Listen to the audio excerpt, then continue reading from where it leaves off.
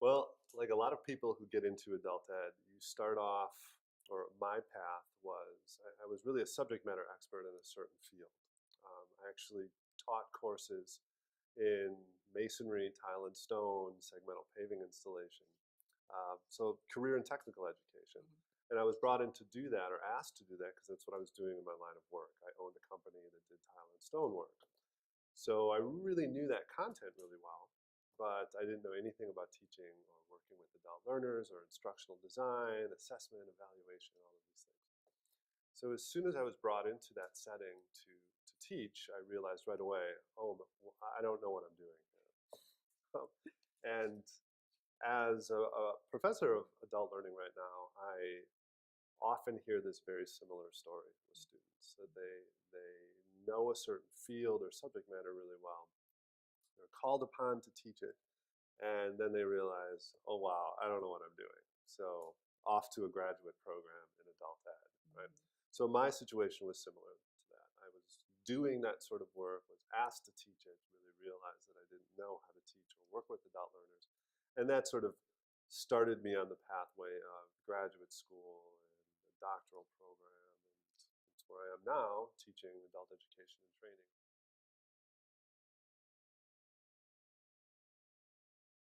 So I would tell them that the field of adult education is very contextually based. There isn't a one size fits all approach to educating adults. And I think oftentimes people come to the field thinking that they're going to learn these sort of prescriptive approaches to working with adult learners when really that doesn't exist. Or if it does, we're not aware of it yet. Mhm. Okay. A lot of research still has to be done. I think adult education is a pretty new field, relatively. You know, Mhm. it certainly doesn't have the hundreds of years of, say, or the 100+ years that a field like psychology has, where it's been an organized discipline for 125 years now or more. Mhm. Adult education is relatively new on the scene, so we really haven't built up the empirical base that other fields have. So students should know coming in that there really are no one size fits all methods. Certain contexts of adult learning, certain approaches work better. Other contexts, other approaches work better. Um, I think if students know that going in, they're less likely to seem disappointed or feel disappointed when they're not getting these prescriptive approaches like, okay, you're not telling me how to do this Right. in this particular setting, and that's what I want to know, right? So it's contextual. That's my biggest piece of advice. Nice. It's great. I think as educators in adult ed, we're sometimes guilty of this as well, talking about or promulgating certain approaches to adult learning that as these sort of universally effective approaches, when in some settings they might not be what needs to be done to help learners get to their goals and aims for that particular setting. Mhm. Great.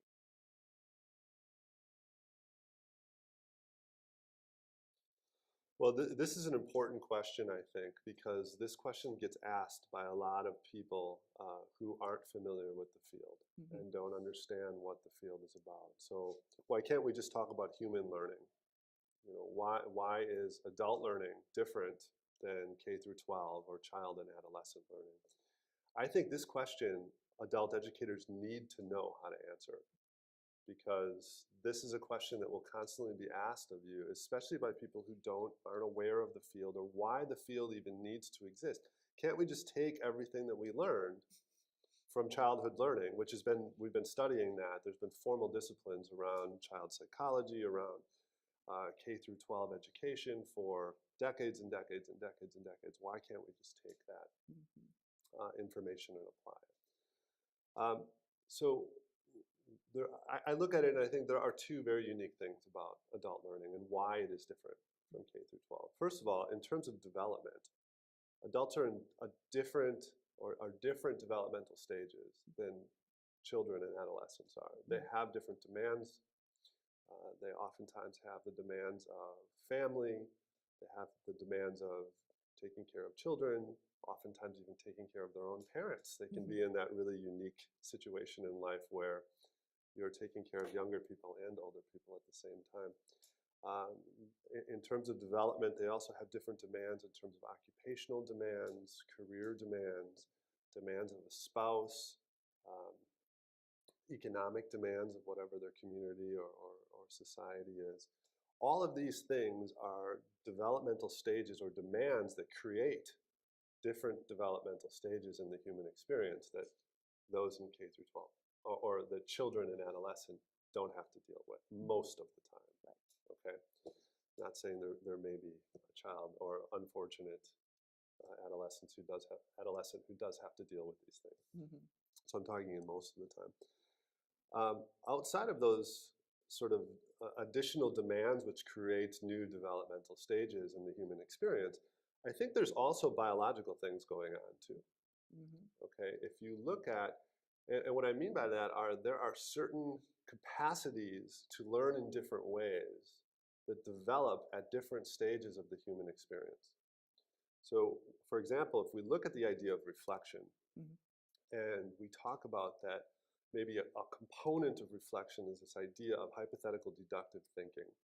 And what that means is conceptualizing an action without actually doing it and constructing what the consequence of that action might be without actually experiencing it. Mm-hmm. This is really important. We know that most non-humans can't do this, okay? Mm-hmm. And it gives us a huge advantage in the world. We don't have to touch every red hot burner to understand that it's going to burn us, right? We can have a similar experience and then look at it, maybe a somewhat related or even non-related additional experience and think in terms of, okay, if I do that, that might happen, or if I do that, that might happen, or if I do this, this might happen, and then look at, okay, well, this is probably the best consequence of those three, so I'm going to try this. So that is so advantageous over trial and error thinking. It gives us such an advantage in the world. Mm-hmm. That type of hypothetical deductive thinking, which we look at as being a part of reflection, doesn't emerge until early adolescence. You can ask children, young children, to do that all day long, and the vast majority will not be able to do that. Mm-hmm. So that is a giant difference in terms of how we can approach instruction and learning. Mm-hmm. So now we do see that emerge, and again, I'm speaking in generalities because when we're dealing with humans, right, mm-hmm. there's nothing is exact. We do see that emerge in early adolescence in some learners. Some learners it doesn't emerge until early 20s. Some learners it never emerges at all. Okay, but it does tend to start happening in that adolescent period and early adulthood. So Piaget referred to this as the formal operation stage of development. And even if you're not a sort of Piagetian or someone who would say supports his work or follows his work or views his work as valid, we do see that sort of developmental process. Mm. Okay. So getting back to what I've said now is just that, so how we structure educational activities need to take that sort of biological development into account. And this makes approaches to adults very, very different than approaches to young children.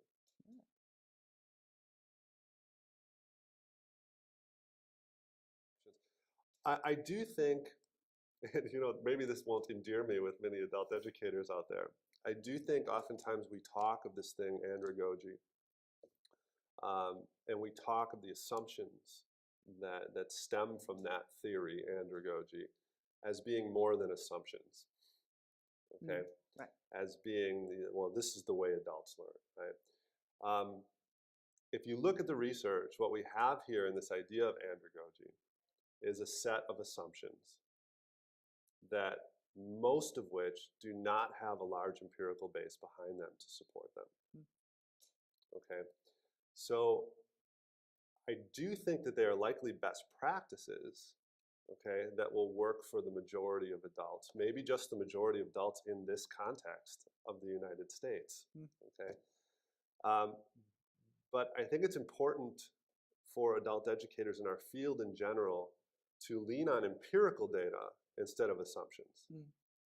And if we're dealing with a set of assumptions that many of us walk around talking about are the tried and true facts of the ways adults learn, we need to identify them as assumptions and say, hey, wait, let's look at what the data says. Okay, so if we want to say something like an assumption of andragogy that adults are self-directed, or um, adults are internally motivated rather than, or are intrinsically motivated rather than extrinsically, um, that may be the case for many adults, but it's also the case, not the case for many adults. Mm-hmm. That many adults feel inherently uncomfortable in self-directed learning situations. That many adults, unless they are extrinsically motivated to learn, um, might not have any other motivation to learn, and that's okay, right? Mm-hmm. So I would like to see us as a field get back to to really looking at what does the empirical data say, and then maybe making generalizations from the data rather than starting with the generalization, just accepting it as fact and moving on.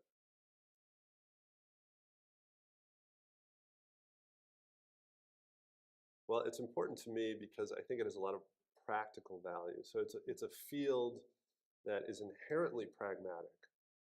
Right? Very few of us work in the field, work in the field of adult ed in an abstract sense, where we're not looking at what the practical ramifications are of what it is that we're talking about, of the research that we're doing, of the teaching that we're doing, and so on. So it immediately has the field itself. If you become a professional in that field, if you become an adult educator, you instantly have a means of changing the world. So to me, that was always a really important thing, a thing that motivated me to want to be an adult educator. Um, I started off working in the trades, and most of my formal education happened later in my life. Mm-hmm. So I wasn't traditional college student who, might get immediately out of high school, take a 4-year, if we can even use the word traditional anymore, because Right. I actually think that's a meaningless word at this point. Historically, what we saw as a college student was, get out of high school, go immediately to the university for your undergrad, and then if you wanted to go to a graduate program, go immediately to a graduate program. More and more and more and more, what we're seeing is, or fewer people are actually taking that route. Mm-hmm. Right? And I was one of them myself. Mm-hmm. I didn't return from my graduate studies until I was in my 30s. And what I found, at least in my program, and many of the students around me were, wow, most of the students around me have taken a very similar path. Mm-hmm. Actually, spending time in the world outside of formal education, right, and learning how things work, developing your own sort of um, theory about how the world works, or theory about how you learn, and then going into a formal setting where um, now you're hearing about maybe some more abstract things, but you're instantly being able to compare them back to what was my theory in use that I was using in the real world, right? And oh, this doesn't seem anything like that, or this doesn't work for me because it's almost entirely different than the way that I perceive learning, or I perceive the experience of being an adult and learning. Mm-hmm. Oh, the traditional learner. So I would love to, and I made the mistake myself of using the word, and I try not to use the word because I think it's a meaningless word, and it promotes this idea that there is this traditional learner and everyone else is non-traditional, right? Which is sort of a really quick way of dividing people, and Right. which I don't think is lends to anything positive, right? Mm-hmm. More and more, what we're seeing is the average age of a student at university or in a college is higher than it was, Right. 20, 25 years ago. We're seeing the average age in graduate programs starting at 30, even some older than 30 in some programs. We're seeing demographics in terms of race and ethnicity completely changing from who was sort of the dominant group, or the larger group in terms of who is participating in higher education. That's changing. We're seeing the demographics of the United States at large change, right? Which is then getting reflected in who is taking part in formal learning experiences.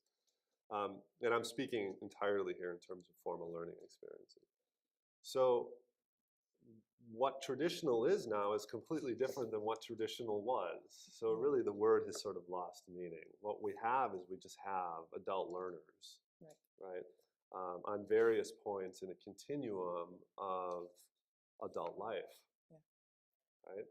But I do think that where that point is in terms of the average student right now is moving further and further and further away from sort of maybe the old model of a student just getting right out of high school and going into formal education. Mm-hmm. Yeah.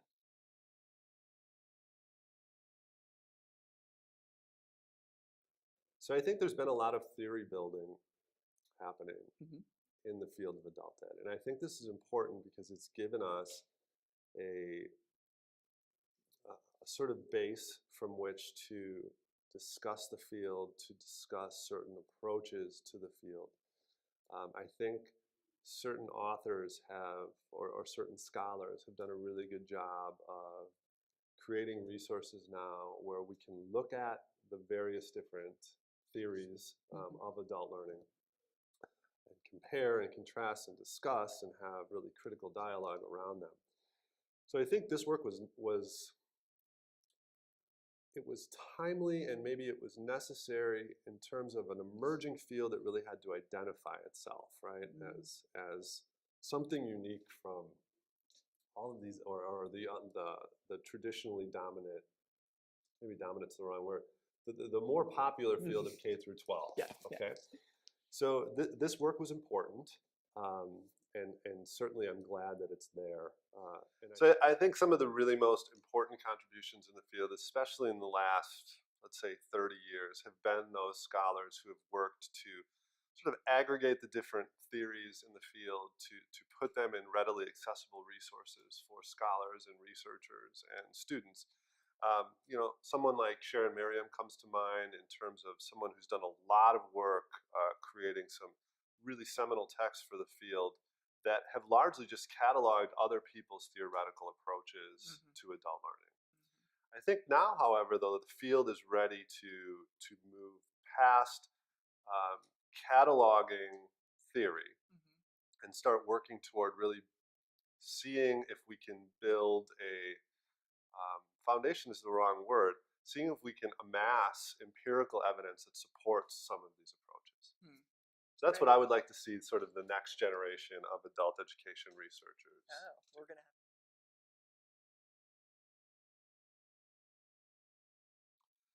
So I always I tell my students, if I had to give you sort of the Bible of adult ed right now, this could be totally different 10 years from now. Okay, right now I would say that it is Miriam Caffarella and Baumgartner's Learning in Adulthood, a Comprehensive Guide. And it's a large book, it can be a very dense book, but it is, like the title implies, a comprehensive book. So everything is really there in terms of what has been developed as adult learning theory over the last 50 plus years.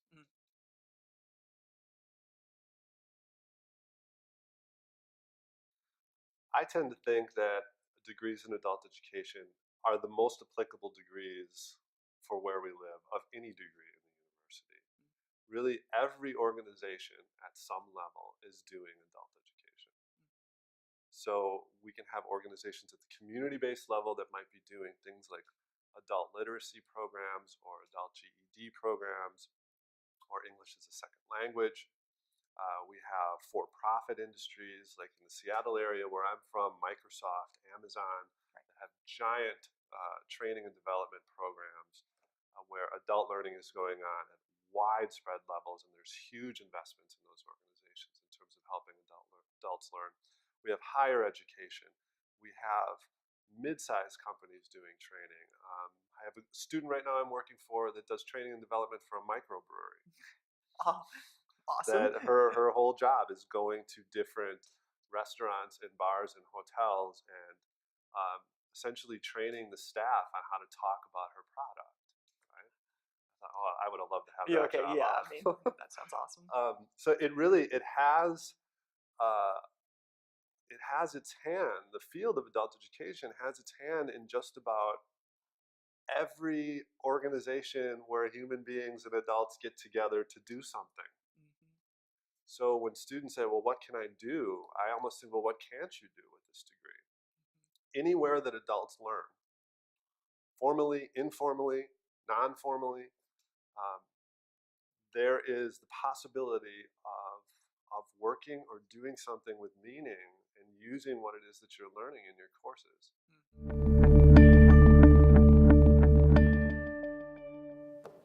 Is it Roessger or Roessger. Roessger. Roessger. All right, I'm going to try to get that. Just think of the O not being there. Roessger. Roessger. Roessger. Okay.